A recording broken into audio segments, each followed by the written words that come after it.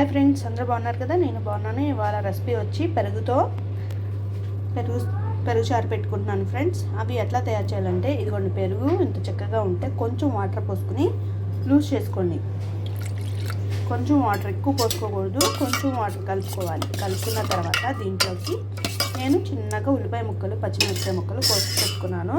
ఇదిగోండి ఒక ఉల్లిపాయ, మొదటి సైజు పెద్ద ఉల్లిపాయ కోసుకున్నాను. అలాగే పచ్చిమిరపకాయలు 2 చిన్న ముక్కలుగా కట్ చేసుకుని కలుపుకోవాలి.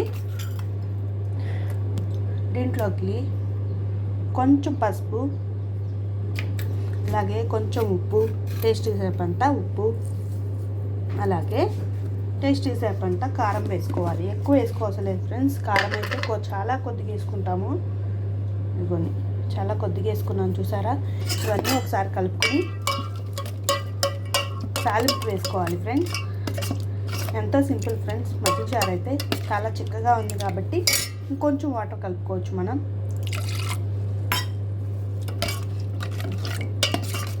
కలుపుకున్న తర్వాత తాలింపు వేసుకున్నాము. ఇప్పుడు ఉప్పు కారం అన్నీ సరిపోయినాయో లేవో చూసుకుని తర్వాత ఉప్పు చాలకపోతే కొంచెం కలుపుకోండి. నాకైతే సరిపోతుంది, ఎందుకంటే నేను ఎప్పుడు డైలీ వీక్లీ 2 times చేస్తాను కాబట్టి నాకు సరిపోతుంది. ఇప్పుడు తాలింపుకి పొయ్యి మీద బాండీ పెట్టుకున్నాను. బాండీలో నూనె వేసుకోవాలి. నూనె కాగిన తర్వాత పొయ్యి వేడి చేసుకోవాలి. బాండీ పెట్టుకున్నాను, నూనె వేసుకున్నాను కదా. నూనె కాగిపోయింది కాబట్టి దాంట్లోకి వెల్లుల్లిపాయలు వేసుకోవాలి. 1 లేక 2 వెల్లుల్లిపాయలు వేస్తే చాలు. అలాగే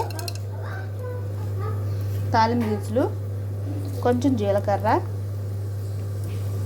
ఎండుమిర్చి ఉంటే ఒక ఎండుమిర్చి వేసుకోండి. ఎండుమిర్చి కూడా వేసుకున్నాను.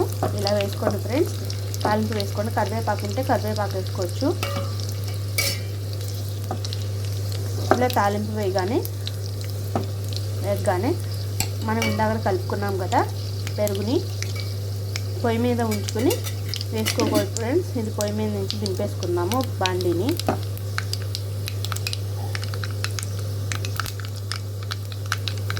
వేగిపోయింది తాలింపు, పొయ్యి మీద నుంచి దింపేసుకున్నాము. ఇందాక కలుపుకున్న మిశ్రమాన్ని కలిపేసుకోండి ఫ్రెండ్స్.